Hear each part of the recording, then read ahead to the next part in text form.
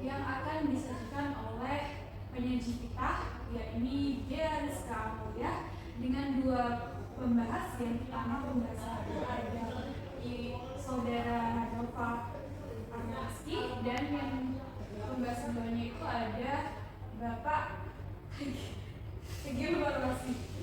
Oke, saya persilakan untuk Dea Rizka Amelia memaparkan materi yang akan disampaikan. Baiklah, terima kasih saudara moderator.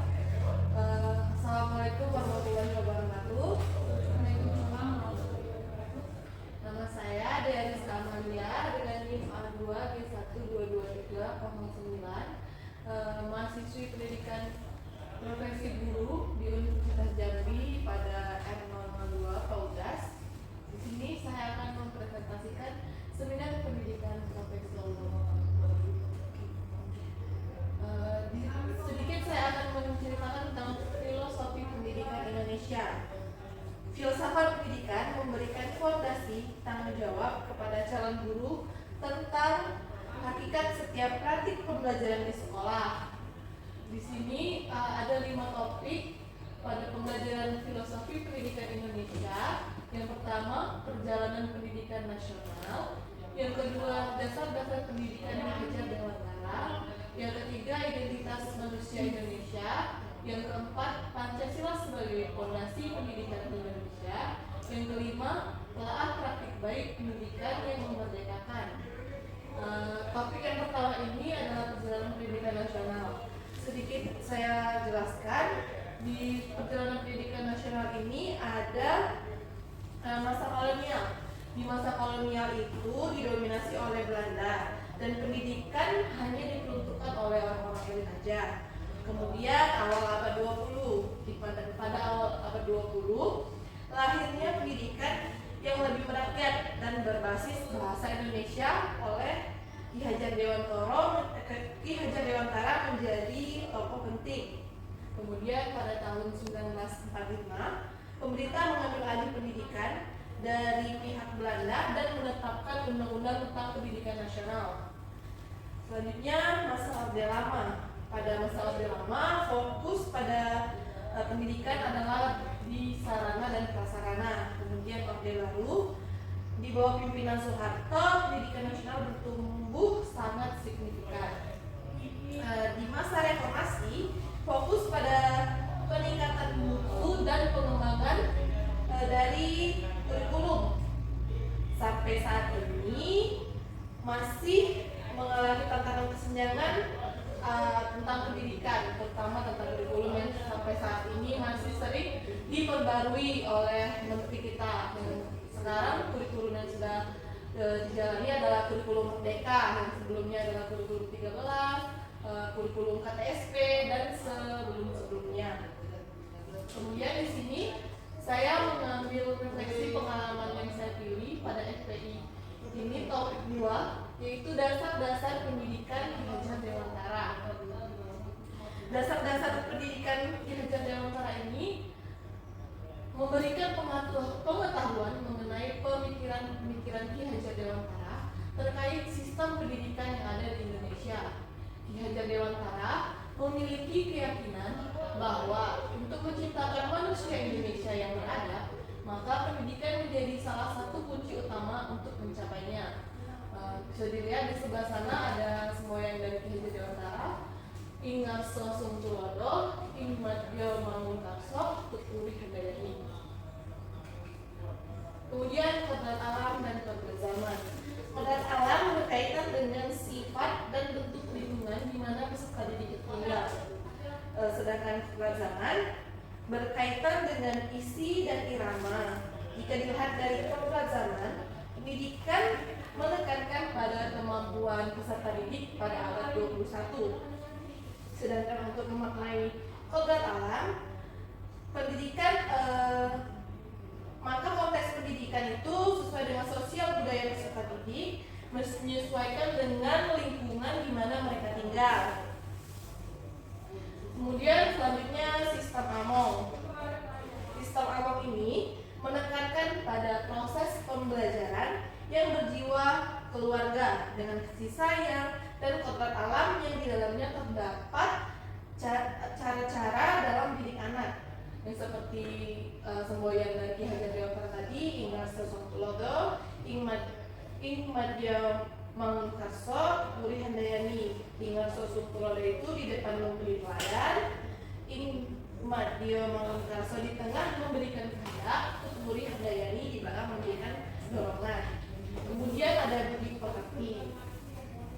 Budi pekerti atau watak atau karakter sebagai perpaduan atau gerak pikiran, perasaan atau kehendak, kemauan sehingga menimbulkan tenaga, lingkungan keluarga dalam tempat terbaik untuk melatih pendidikan pada peserta didik. Kemudian pendidikan yang memerdekakan peserta didik. Proses pendidikan yang memerdekakan terletak pada unsur kebebasan anak untuk mengatur dirinya sendiri, bertumbuh dan berkembang menurut kodratnya secara hal alamiah dan batiniah. Selanjutnya, mengapa topik ini penting untuk saya ambil? Topik ini penting untuk dipelajari karena mengajarkan dasar-dasar pendidikan di Ki Hajar Dewantara yang sangat berguna bagi seorang guru profesional. Untuk memaknai filosofi sebenarnya dari pendidikan dan bagaimana seorang guru harus mampu menerapkan pembelajaran yang menuntun dan mengarahkan peserta didik untuk menjadi manusia seutuhnya dengan cara yang sesuai dengan tuntutan alam dan zamannya, dan dengan setulus hati menjadi teladan. Ingat sosok bodoh, membangun semangat, iman dia membangun kaso, dan memberikan dorongan Muri Handayani. Kemudian bagaimana cara saya mempelajari topik ini? Dalam perkuliahan IPK ini, setiap topik dipelajari menggunakan alur merdeka. Berikut adalah kegiatan yang saya lakukan dalam mempelajari topik 2 filosofi pendidikan Indonesia, dasar-dasar pendidikan Ki Hajar Dewantara. Yang pertama adalah mulai dari diri. Mulai dari diri ini biasanya diawali dengan pertanyaan-pertanyaan yang bertujuan untuk mengetahui seberapa jauh kemampuan kita dalam materi yang akan kita pelajari. Kemudian ada eksplorasi konsep. Di sini berisi tentang materi-materi atau video pemahaman tentang Ki Hajar Dewantara tersebut. Di akhir dari eksplorasi konsep ini biasanya ada kolom untuk kita mengungkapkan argumentasi kritis kita tentang apa yang sudah kita dapat dari materi yang ada di eksplorasi konsep ini. Kemudian ruang kolaborasi. Pada ruang kolaborasi ini biasa digunakan untuk mahasiswa berkolaborasi atau memberikan pertanyaan atau menjawab pertanyaan dari mahasiswa lain yang sekiranya materi-materi dari eksplorasi konsep ini belum terjawab dengan baik. Di sana disediakan ruang kolaborasi untuk mahasiswa berkolaborasi bersama. Kemudian demonstrasi konseptual. Di demonstrasi konseptual ini ada biasanya mahasiswa disuruh mendesain tentang materi yang ada pada topik tersebut. Bisa dibuat sebagai infografis atau PPT atau PowerPoint. Kemudian elaborasi pemahaman. Pada elaborasi pemahaman ini digunakan untuk memberikan pandangan terhadap pemikiran dari KHD yang ada di ruang kolaborasi, eksplorasi konsep dan demonstrasi konseptual ini. Kemudian koneksi antar materi. Pada koneksi antar materi ini biasanya terdapat kesimpulan atau cara berpikir dari Ki Hajar Dewantara yang bisa kita satukan menjadi koneksi antar materi-materi yang lainnya. Bisa dibuat dalam bentuk PowerPoint atau infografis. Kemudian aksi nyata. Pada aksi nyata, di sini biasanya membuat refleksi untuk penerapan bagaimana pemikiran KHD ini bisa kita terapkan.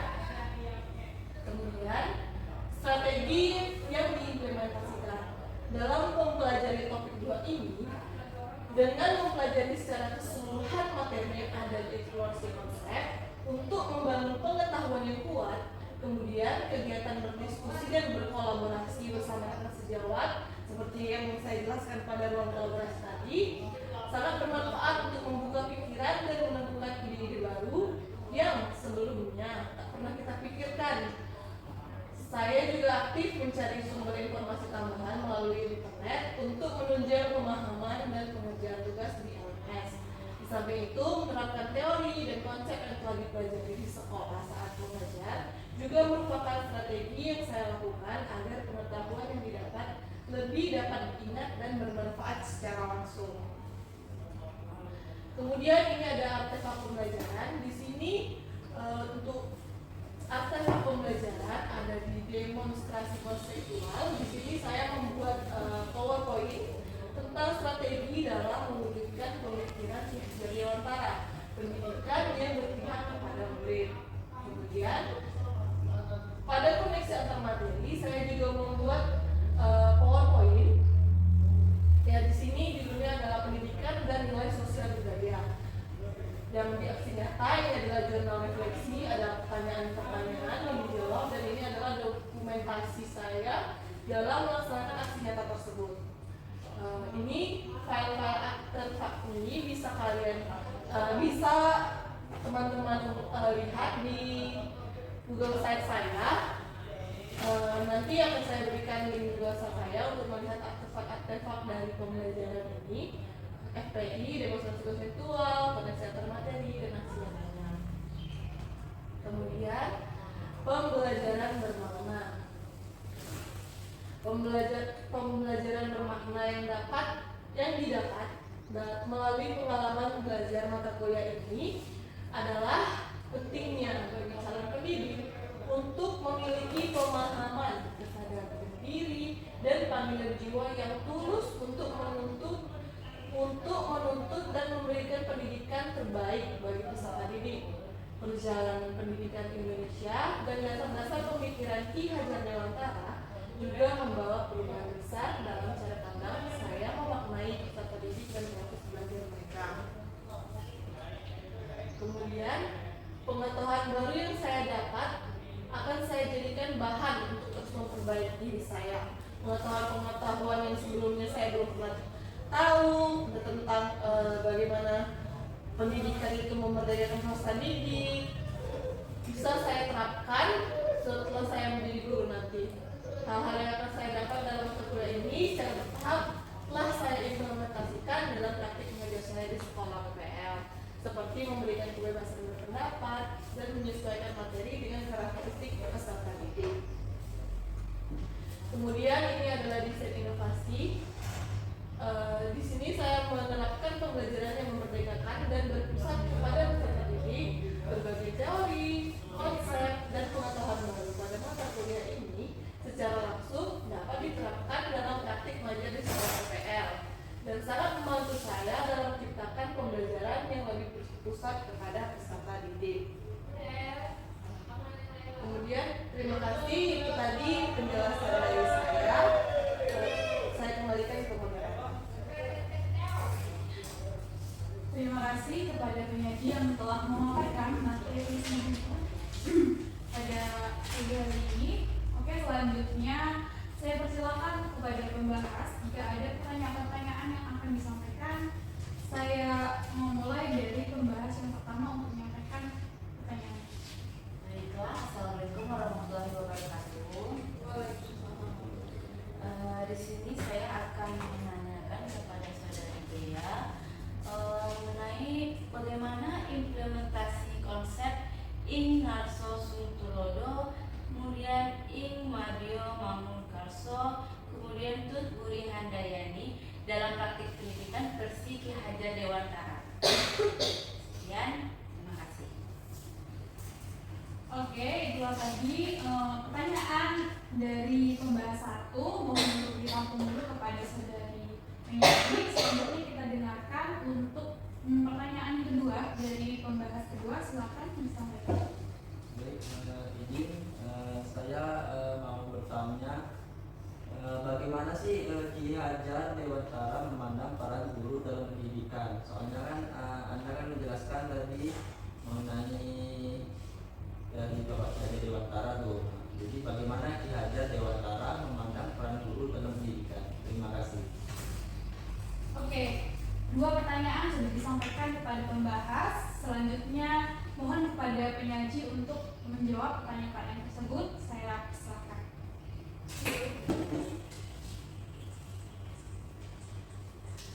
Baiklah, saya akan menjawab pertanyaan dari pembahas pertama dari saudari Nova Ahmadeski yang pertanyaannya bagaimana mengimplementasikan tentang Ingarso Sumtulodo, Ingmadio Mangunkarso, dan Tuturi Handayani. Baiklah, di sini seperti yang sudah saya jelaskan tadi,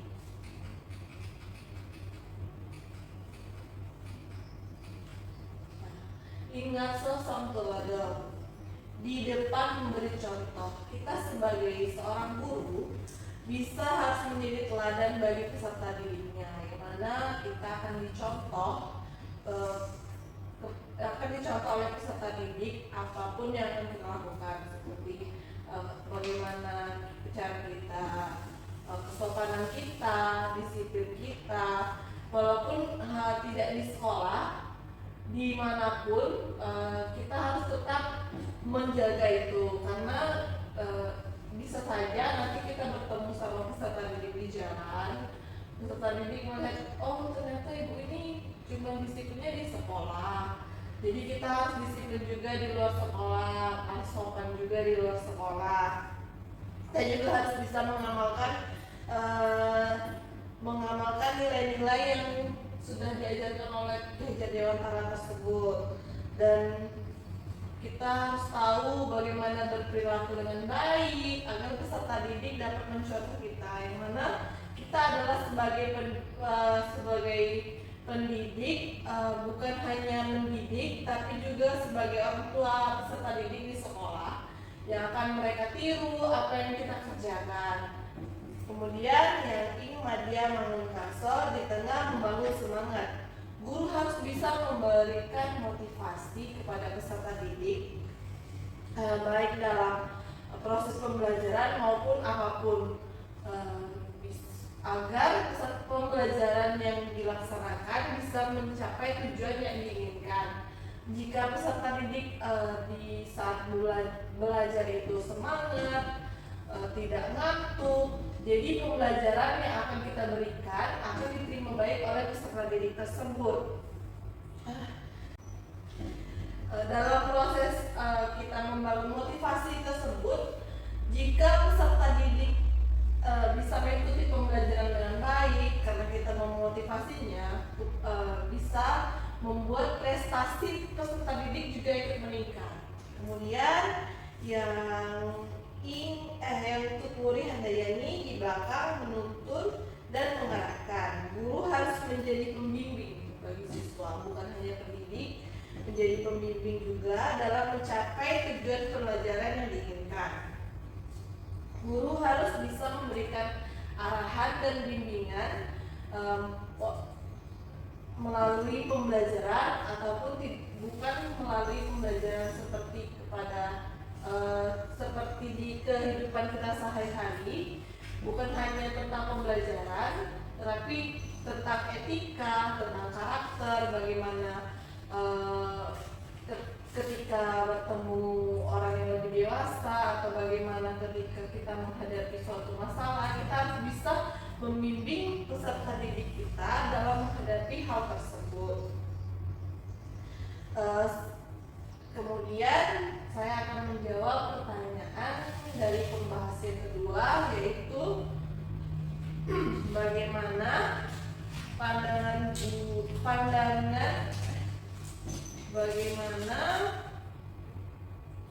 Ki Hajar Dewantara pandangan Ki Hajar Dewantara terhadap peran guru dalam pendidikan. Ki Hajar Dewantara memandang peran guru dalam pendidikan itu menjadi sosok yang sangat penting dan bertanggung jawab, karena guru bukan seperti yang telah saya sebutkan berkali-kali, guru bukan hanya sebagai pendidik, melainkan juga sebagai pembimbing, sebagai fasilitator, sebagai fasilitator yang bertanggung jawab dalam membentuk karakter peserta didik di sekolah,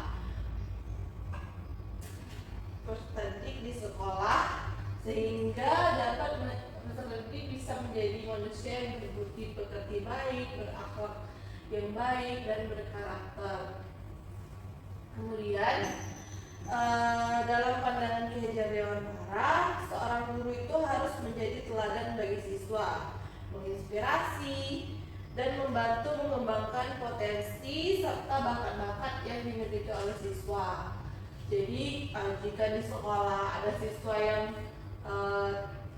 dia kurang menguasai tentang belajar, dia hanya bisa mengikuti kegiatan yang bukan akademik tapi non akademik. Di situ juga guru harus bisa memfasilitasi peserta didik tersebut untuk terus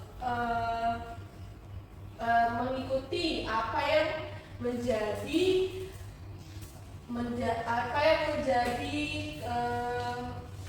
kesukaannya, menjadi keinginannya, seperti pembelajaran Ki Hajar Dewantara ini memerdekakan peserta didik. Jadi kita harus bisa menerima pendapatnya, menerima apa yang ingin dia sampaikan, terus apa yang ingin dilakukannya, tidak hanya dalam pelajaran tetapi juga di luar jam pelajaran, serta bakat-bakat yang dimiliki oleh peserta didik harus bisa kita bantu kembangkan.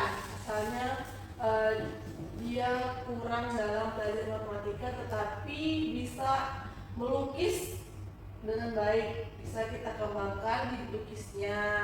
Matematikanya bisa kita ajarkan juga seiring berjalannya waktu.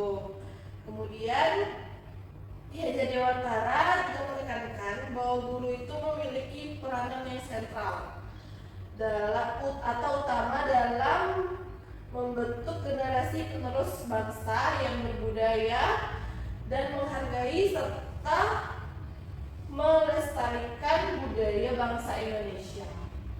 Saya kira itu jawaban dari saya. Saya kembalikan ke Mbak. Oke, terima kasih untuk pertanyaan yang sudah dijawab kepada penguji. Lalu apakah dari pembahas ada yang ingin menanggapi atau mungkin menyanggah dari jawaban yang telah disampaikan oleh penguji? Saya persilakan untuk pembahas menanggapinya. Baik, saya sedikit mau bertanya, apakah saudari Dea sebagai seorang guru sudah menerapkan konsep dari Ki Hajar Dewantara tentang bagaimana implementasi konsep Ingarso Sung Tulodo? Baik, terima kasih. Baik, akan saya jawab. Menurut saya, bukan saya sudah menerapkan atau belum, tetapi sebagai seorang guru, menjadi calon guru yang profesional, kita harus menerapkan itu, karena kita akan menjadi teladan bagi peserta didik. Seperti yang Ingarso Sung Tulodo tadi di depan memberi contoh, yang mana kita berdiri di depan kelas saja, peserta didik sudah melihat kita kan berada di kelas, apakah pakaian kita rapi, bisa menjadi contoh kepada peserta didik, apakah kita masuk kelas memberi salam, bagaimana kita menghargai mereka ketika mereka bicara, ketika kita bicara mereka juga harus menghargai. Jadi kita harus mencontohkan dahulu bagaimana hal-hal yang harusnya dilakukan oleh peserta didik, kita harus mencontohkan terlebih dahulu supaya peserta didik dapat dengan mudah mencontoh apa yang kita lakukan hanya dari hal-hal kecil seperti masuk kelas mengucap salam, kepada orang yang lebih tua menghormati, ketika ada orang yang berbicara saling menghargai, gitu, sesama teman juga menghargai. Dari hal-hal kecil tersebut bisa kita jadikan contoh sebagai seorang guru yang akan dicontoh oleh peserta didiknya. Terima kasih.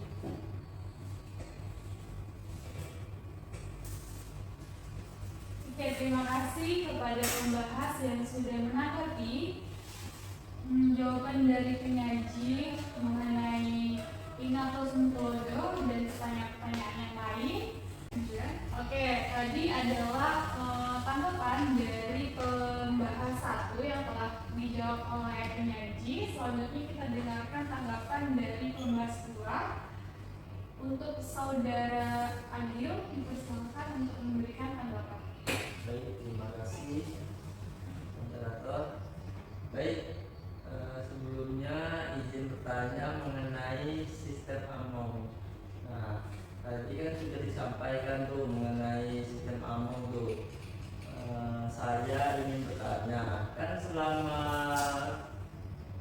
perkuliahan dan kegiatan TPL pasti kan kita mengimplementasikan dari baik di kontrol alam, sistem AMONG, budi pekerti, dan pendidikan yang dengan usaha didik. Tapi saya ingin bertanya mengenai sistem AMONG. Bagaimana sistem AMONG yang saudari lakukan di sekolah PPL, baik PPL 1 maupun PPL 2? Baik, terima kasih. Baiklah, saya akan menjawab tanggapan dari pembahas kedua. Seperti yang sudah saya tampilkan pada aksi nyata ini, di sini ada dokumentasi saya saat melakukan pembelajaran. Di sini sudah terlihat. Di sini saya melakukan sistem AMONG yang seperti di depan memberi contoh. Di sini saya menjelaskan pembelajaran kepada peserta didik, bagaimana cara melakukan pembelajaran itu. Kemudian yang Madio Bangun Kapso di tengah memberikan semangat atau motivasi. Dan di sini saya datang ke setiap kelompok pada saat pembelajaran. Jika ada peserta didik yang kurang memahami atau belum mengetahui apa yang akan dikerjakan, saya memberikan motivasi dan pengertian yang lebih lanjut kepada peserta didik tersebut tentang apa yang akan dikerjakan. Kemudian Tuturi Handayani di belakang memberikan dorongan pada saat peserta didik melakukan menampilkan hasil dari kerja kelompok mereka. Saya sebagai peserta didik mendorong mereka untuk menyampaikan apapun yang mereka kerjakan, tidak menyalahkan. Tetapi setelah selesai mereka menjelaskan, di sana saya memberikan penguatan tentang materi-materi yang telah mereka sampaikan tadi, apakah ada kekurangan atau tidak. Di sana saya tidak menyalahkan, tapi saya akan membenarkan dan memberikan dorongan lagi kepada peserta didik agar pekerjaan yang dilakukan bisa lebih baik lagi untuk kedepannya. Sementara kalau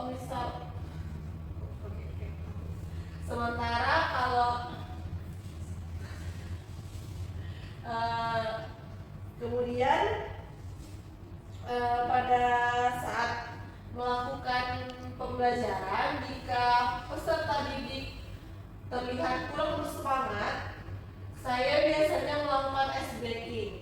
untuk membangkitkan semangat mereka agar pembelajaran yang dilakukan tidak membosankan. Pembelajaran yang dilakukan tidak membosankan. Jadi peserta didik bisa berfokus lagi kepada pembelajaran ketika misalnya saya memberikan ice breaking seperti untuk fokus. Jadi setelah mereka melakukan ice breaking, peserta didik bisa fokus lagi kepada pembelajaran yang akan dilaksanakan. Terima kasih.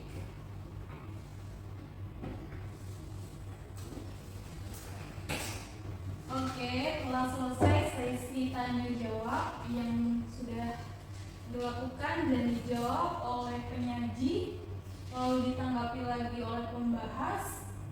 Untuk itu, rangkuman materi yang telah dilakukan oleh penyaji dari paparan materi tersebut adalah bahwa aris praktik yang telah penyaji pilih itu adalah filosofi pendidikan Indonesia dengan refleksi bermaknanya adalah bab 2 mengenai dasar-dasar pendidikan Ki Hajar Dewantara. Lalu menurut penyaji, pentingnya untuk pendidik memiliki panggilan yang tulus untuk mengajar peserta didik. Mungkin hanya itu refleksi yang saya berikan atau kesimpulan pada seminar pagi hari ini. Saya akhiri. Wassalamualaikum warahmatullahi wabarakatuh. Waalaikumsalam. Baiklah, itulah tadi hasil presentasi seminar saya. Yang saya pilih adalah filosofi pendidikan. Terima kasih kepada moderator, pembahas 1 dan pembahas 2. Jika ada salah-salah kata, saya ucapkan terima kasih. Wassalamualaikum warahmatullahi wabarakatuh.